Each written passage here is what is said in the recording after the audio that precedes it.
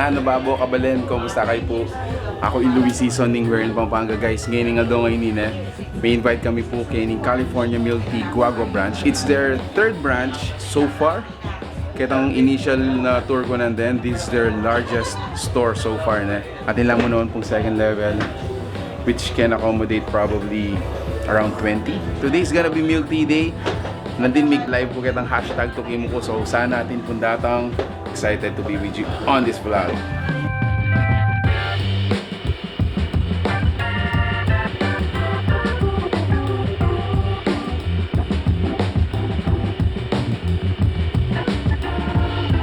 Ano mo lagi yung ma'am? MJ. MJ. So, nung munta kayo Kenny guys, yung akit yung magbarista tamo Kenny.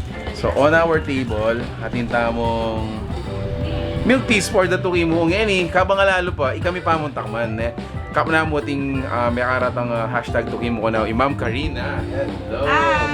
Kilan Kili Chocolate Store.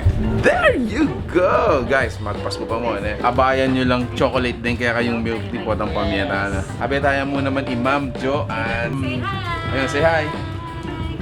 All the way from US of A. Actually, yan yapin California Milktea. Yung lagyan na ning milk tea tamo is inspired lang ka ring highway exits kayong USA. So, dinanda kayong example na ini guys is Burlingame.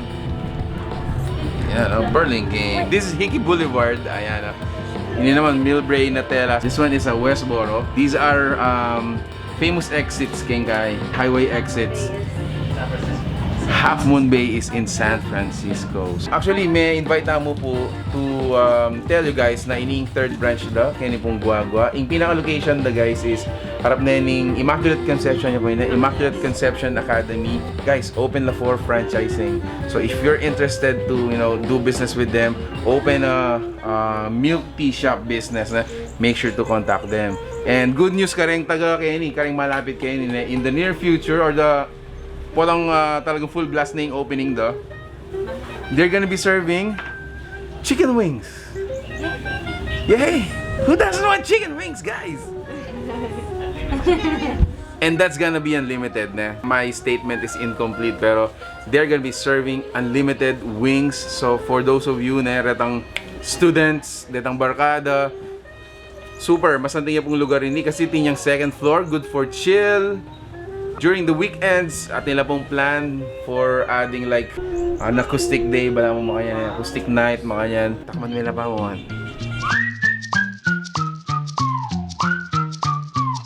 Manyama. So, ang tikman ko guys, ining karelang Hickey Boulevard, which is an Oreo-based milk tea.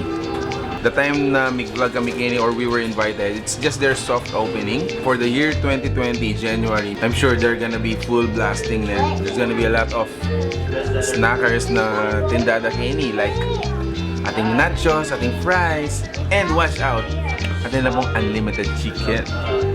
And syempre yung kanang kain Kenny is Oreo. May ka na milk tea na favorite ko rin kain. Oreo-based delights.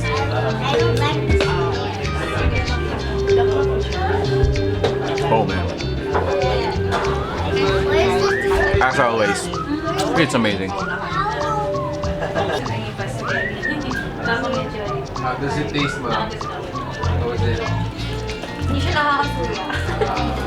Ano po yung in-order niyo, ma'am? Milk tea special sea salt crema.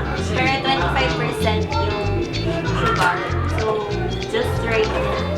Yung taste nung cream puff, hindi siya ito ba na may aftertaste na parang oil. Tapos flavor niya yung Milo Dinosaur sa iba. Kaya feeling ko din mo siya na naman. Yung mo yung real? Real. Di ba? Ikwake nga gisan. Simot. Ikwake pang bigla. Baka niya po kanyaman. Munta na kayo kayo. Kamastra. Hi sa mga friends ko dyan! Puntayin niyo ako dito! Pwede na!